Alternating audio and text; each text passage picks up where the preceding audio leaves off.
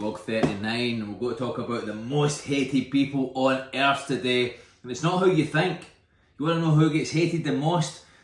The ones who dare to say what everybody else avoids. The ones that say the things that other people just think and do not dare to utter. It's not the ones that are selling you comfort and calling on your weakness. It's not the ones that are actually doing wrong. No, it's the ones who speak the truth and make you uncomfortable as fuck by putting a mirror up to who you really are and who you are being an embodiment of. See, it's the people who call you out while everybody else claps your excuses and medicates your excuses. It's the people like me who say, you're not unlucky, you're just undisciplined, you're not a victim, you're distracted, addicted and avoidant. You're not doing your best, you're actually doing nothing at all. You're busy doing busy work, you're doing nothing constructive, you're doing nothing progressive, you don't even have a goal. See, that's why we get hated, because the truth destroys the illusions. And most people would rather keep the illusion and build an actual real life of worth. The worth is in the work. Let me say that again, the worth is in the work. So let me say something bold that's going to piss you off. Your life is your fault, your body, your bank balance, your self-respect or lack of thereof, lack of confidence, your patterns of quitting, the fact you get defensive every time somebody challenges you, the fact you're nowhere close to be the person that you claim to choose to want to be. You hate your life, but yet you chose it. But again, you don't like hearing that. And if you don't like hearing that, then do something about it. But nah, most people will just spend time defending why they can't and doing anything about it to change it, to be progressive. You think you're above ego and pride? Well, let me challenge you on that. Then why the fuck do you argue to stay the same? Why the fuck do you get so offended when somebody calls out your pathetic patterns? Why do you label accountability as toxic, insensitive and judgmental? Because you know why? Because deep down you know that I'm right.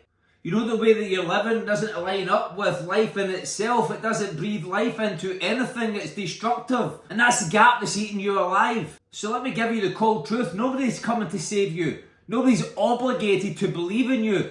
And nobody's clapping for your trauma anymore. You keep saying it's society's fault. No, it's supply and demand. You're the customer. You keep buying the poison, even worse, feeding your kids the poison. By the way, that's child abuse. You keep feeding the problem. You're not depressed, you're distracted, you're misguided, you've got no clear goal. You have no goal. Goal setters, people with goals are productive and happy and vibrant individuals, and that's why you are not. You're not overwhelmed, you're undisciplined. You're not ready. You're just fucking retarded, you're fucking scared. And guess what? Even if life did hand you unfair cards, and guess what? Let me talk about that. Life's not fair, it's never going to be fair, and everybody wasn't handed great cards. But you still got to play that shit like a champion, like a fucking warrior.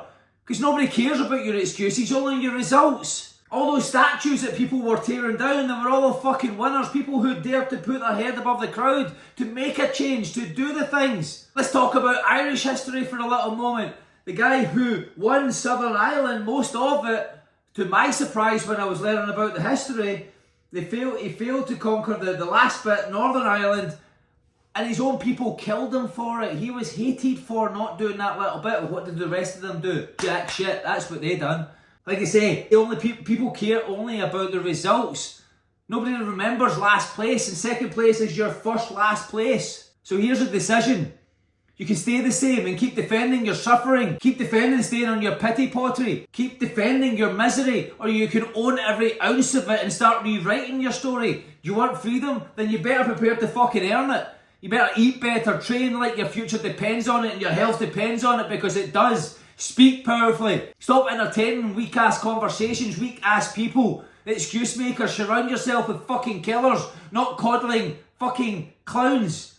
Raise your standards so fucking high that mediocrity chokes in your presence. Or of course you could keep being a victim, keep posting quotes and never living them, keep showing up to your church on a Saturday or a Sunday and never actually being an embodiment of the scripture that you profess to know, that you can regurgitate, and that's all you're good at, is regurgitating it.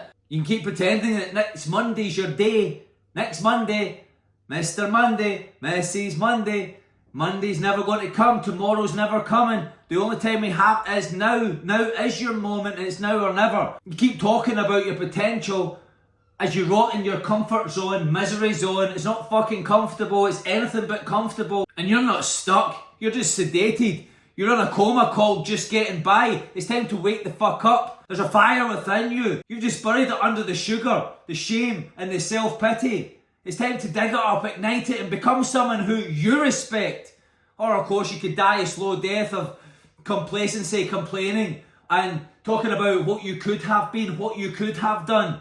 Because let me tell you right now, if you're not ready to take radical responsibility, then you better get ready for a radically less than average life. It's your choice. Next move's yours.